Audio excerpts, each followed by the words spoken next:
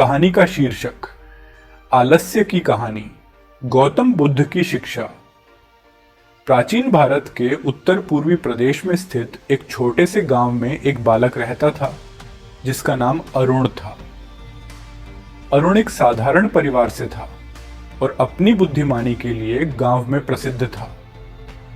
लेकिन उसकी एक बुरी आदत थी, आलस्य। उसे काम करने में हमेशा आलस आता था, चाहे वह खेतों में काम करना हो, पशुओं की देखभाल करना हो या पढ़ाई करना हो। गांव के लोग अरुण की इस आदत से परेशान थे। उसके माता पिता ने उसे समझाने की बहुत कोशिश की, लेकिन वह हमेशा टालमटोल करता रहता था। उसकी यह आदत उसकी भविष्य की संभावनाओं को धूमिल कर रही थी। एक दिन गांव में एक साधु आए जिनका नाम गौतम बुद्ध था। बुद्ध के आगमन की खबर पूरे गांव में फैल गई। सभी लोग बुद्ध की शिक्षा सुनने के लिए इकट्ठा हुए। अरुण के माता पिता ने सोचा कि बुद्ध ही शायद उनके बेटे को सही मार्ग दिखा सकते हैं, इसलिए वे अरुण को भी साथ ले गए। गौतम बुद्ध ने एक पेड़ के नीचे बैठकर लोगों को शिक्षाएं देना शुरू किया। उन्होंने जीवन के सत्य, धर्म और नैतिकता पर उपदेश दिया। अंत में बुद्ध ने आलस्य के बारे में बात की और कहा, आलस्य मनुष्य का सबसे बड़ा शत्रु है। यह उसे कर्म से दूर रखता है और उसकी उन्नति में बाधक बनता है।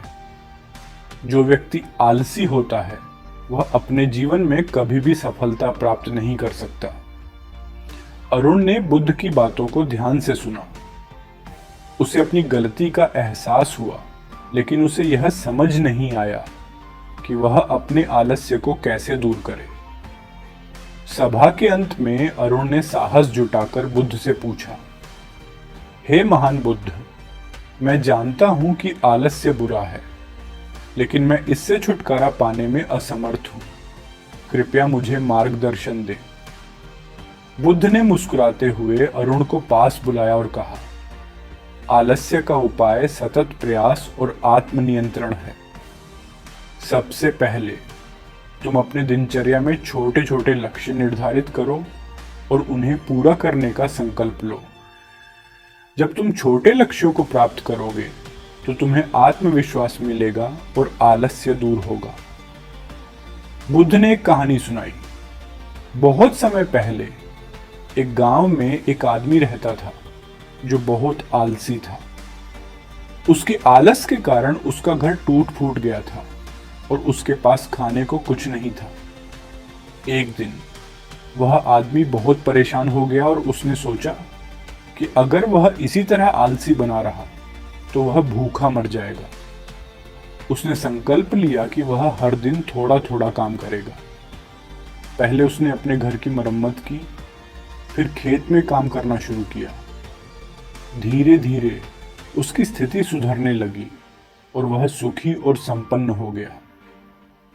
बुद्ध ने अरुण को समझाया कि इसी तरह अगर वह भी हर दिन थोड़ा थोड़ा काम करेगा और धीरे धीरे अपनी आलस्य को दूर करेगा तो वह सफल होगा। अरुण ने बुद्ध की बातें मन में बसा ली और अपने जीवन में बदलाव लाने का संकल्प लिया। उसने अपने दिनचर्या में छोटे छोटे लक्ष्य निर्धारित किए। पहले उसने अपनी पढ़ाई में ध्यान देना शुरू किया। हर दिन वह थोड़ा थोड़ा पढ़ता और अपने गृह कार्य को समय पर पूरा करता। धीरे धीरे उसकी पढ़ाई में सुधार होने लगा और शिक्षक उसकी प्रगति से प्रसन्न होने लगे। फिर उसने अपने घर के कामों में मदद करना शुरू किया। वह खेतों में काम करने लगा और अपने माता पिता की मदद करने लगा। गांव के लोग उसकी मेहनत को देखकर आश्चर्यचकित थे।